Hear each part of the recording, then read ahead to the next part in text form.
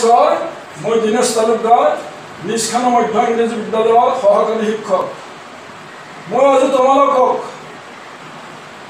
অংকুৰণ পাঠৰ 10 নম্বৰ পাঠ প্ৰত্যাহ্বান এই পাঠটো আলোচনা কৰিবলৈ লৈছো এই প্ৰত্যাহ্বান পাঠটোত তিনিগৰাকী দিব্যাংগ বা বিশেষ সক্ষম ব্যক্তিৰ কথা আলোচনা কৰা হৈছে এই দিব্যাংগসকলে আমাৰ সমাজত বিশেষ স্থান অধিকাৰ কৰি আছে এই পাঠটোত তিনিগৰাকী দিব্যাংগৰ সমূহ জীৱন গাথা আমি আলোচনা কৰিম তাৰে দুগৰাকী হ'ল নাৰী আৰু এগৰাকী হ'ল পুৰুষ এই নাৰী দুগৰাকীৰ এগৰাকী জন্মৰে পৰাই দুখন হাত নোহোৱাকৈ জন্ম গ্ৰহণ কৰিছে আৰু আনগৰাকী নাৰী এটা দুৰ্ঘটনাত বাছ দুৰ্ঘটনাত পতিত হৈ দুখন হেৰুৱা আৰু এজন পুৰুষজন জন্মৰে পৰা মুখ বধিৰ অৰ্থাৎ তেওঁ কাণেৰেও নুশুনে কথা ক'ব নোৱাৰে এই তেখেতসকলৰ কি পৰিস্থিতিত বাস্তৱতাৰ মুখামুখি হৈ তেওঁলোকৰ জীৱন যাত্ৰাত কি ধৰণে আগবাঢ়ি গৈছিল এই কথাটো এই পাঠটোৰ মাজেৰে আমি বুজি পাওঁ আৰু এই পাঠটোত আলোচনা কৰিবলৈ গৈছে কেনে কি ধৰণে যে সাক্ষাৎকাৰৰ মাজেৰে যেহেতু সাংবাদিকো হ'ব পাৰে বা তোমালোকৰ দৰে ছাত্ৰ ছাত্ৰীয়ে কথোপকথনৰ মাজেৰে তেওঁৰ জীৱন গাথাটো আলোচনা কৰিব পাৰে ঠিক সেই ধৰণে ইয়াতে আনিছে এতিয়া চাবা এই প্ৰিন্সি গগৈ আমি আলোচনা কৰিম আমি জুলি বৰুৱা বা সংগ্ৰাম জ্যোতিৰ কথাটো আমি এতিয়া আলোচনা কৰিম পিছৰ কথাটো আমি আলোচনা কৰিম তাত কি ধৰণে পঢ়ি সাক্ষাৎকাৰ লৈছি এই কথাটো তোমালোকে অলপ মন দিবা মই পঢ়ি দিছোঁ তেওঁ প্ৰশ্নকৰ্তাই কি কৈছে তেখেতৰ ওচৰত যায় যে নমস্কাৰ আজি আপোনাৰ লগত চিনাকি হ'বলৈ আহিছোঁ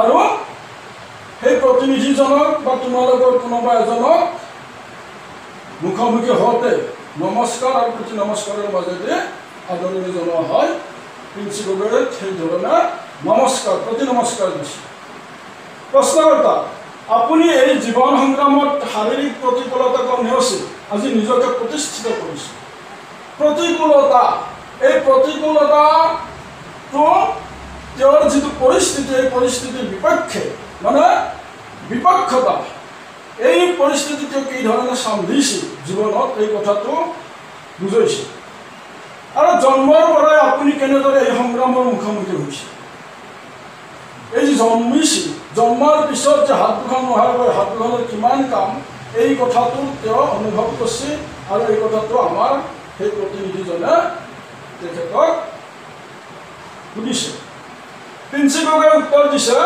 জন্মৰ পৰাই মোৰ দুখন হাত নাছিল কিছুমান লোকে মোক সমমৰ্মিতাৰে আঁকোৱালি লৈছে সমমৰ্মিতা একেলগে দুখ প্ৰকাশ কৰে তেওঁ ওলাই গ'লে সমাজৰ বিভিন্ন মানুহে পুতৌ দয়া এই ধৰণে যেন আদৰি লৈছে আৰু প্ৰিন্সি গগৈয়ে জীৱনত সেই পুতৌ বা দয়াৰ প্ৰাপ্ত হৈ যাই থাকিব বিচৰা নাছিল আন কিছুমানে আকৌ তেওঁ অমংগলে বুলি গণ্য কৰিছিল অমংগলে মানে আপদীয়া বা অশুভ সূচক দেখি যেন পাপ লাগিব যাত্ৰা ভংগ হ'ব এই ধৰণৰ শব্দ ইয়াতে দিছে আৰু এই কথাটো প্ৰিন্সি গগৈয়ে উপলব্ধি কৰিছে তাৰপিছত প্ৰশ্নকৰ্তাই প্ৰশ্ন কৰিছে বিদ্যালয়ত নামভৰ্তি কৰোঁতে কিবা বাধা বিবাদৰ সন্মুখীন হৈছিল নেকি প্ৰিন্সি গগৈয়ে কৈছে হৈছিল এখন বিদ্যালয়ে মোক নামভৰ্তি কৰিবলৈ দিয়া নাছিল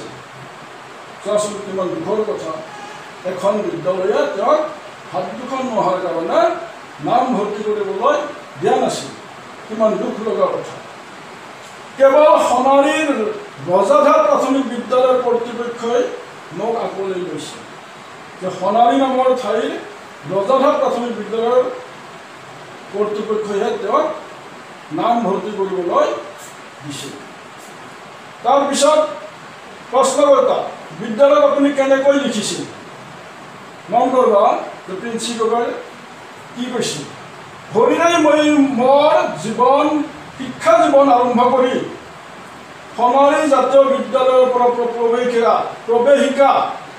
প্ৰৱেশিকা পৰীক্ষাত উত্তীৰ্ণ হয়। প্ৰৱেশিকা মানে আমি দশম পাছ বা মেট্ৰিক পাছ কৰা বুলি কয়, মেট্ৰিক পাছ। পাছত উচ্চতৰ মাধ্যমিক পৰীক্ষাৰ দেওনাও পাৰ হৈ বৰ্তমান কৃষ্ণকান্ত সন্দিকৈ ৰাজ্যিক মুক্ত বিশ্ববিদ্যালয়ত স্নাতক পৰ্যায়ত অধ্যয়ন কৰি আছে। আৰু এতিয়া কৃষ্ণকান্ত সন্দিকৈ ৰাজ্যিক মুক্ত বিশ্ববিদ্যালয়ত তেওঁ BA পঢ়ি আছে।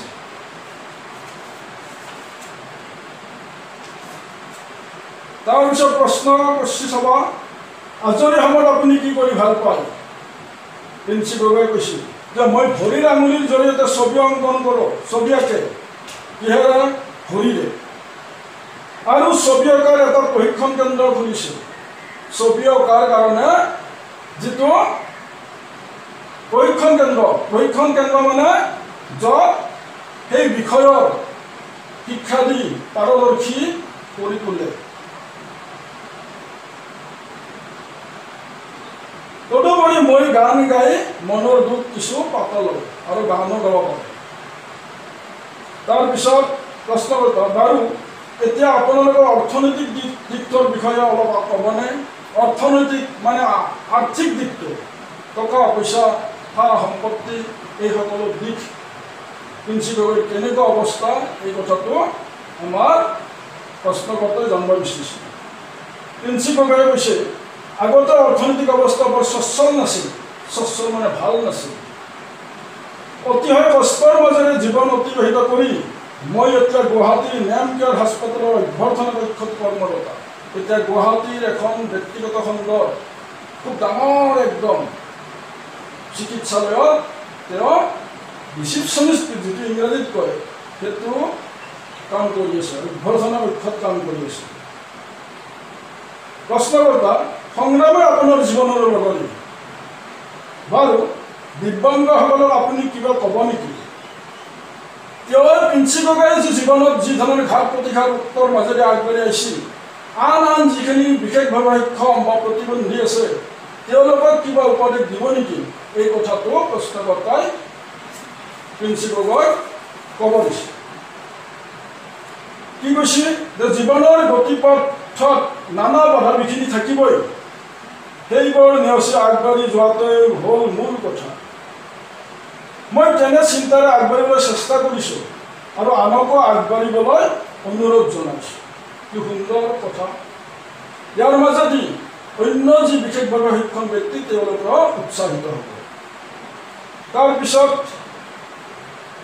আপোনাৰ দৃঢ় মনোবলৰ শলাগ লৈছোঁ। এই যিটো দৃঢ়তা, দৃঢ় মন, এইটো আমাৰ প্ৰশ্নকৰ্তাই শলাগ লৈছে আৰু আপোনাৰ শুভকামনা জনাই আজিলৈ বিদায় লৈছোঁ। আৰু প্ৰিন্সি গগৈক ধন্যবাদ দিয়ে আমাৰ সেই প্ৰশ্নকৰ্তাজনক ধুনীয়া কৰি বিদায় দিছোঁ। টান শব্দখিনি মই তোমালোকক লিখি দিছোঁ, শব্দ অৰ্থ কৰি দিছোঁ, তোমালোকে লিখি লোৱা। প্ৰতিকূলতা, বিপক্ষতা, নেওচি পাৰ হৈ, সমমৰ্মিতা, একেলগে দুখ প্ৰকাশ কৰা, আকোৱালি, সাৱতি, অমংগলীয়া, আপদীয়া, কৰ্তৃপক্ষ, যাৰ কৰ্তৃত্ব আছে বা গৰাকী হ'ব বা গৰাকী। আচ্ছা, মৰমৰ ছাত্ৰ ছাত্ৰীসকল, তোমালোকক 3টা প্ৰশ্ন দিছোঁ। এই প্ৰশ্নকেইটা তোমালোকে ঘৰত কৰিবা, ধুনীয়াকৈ লিখিবা।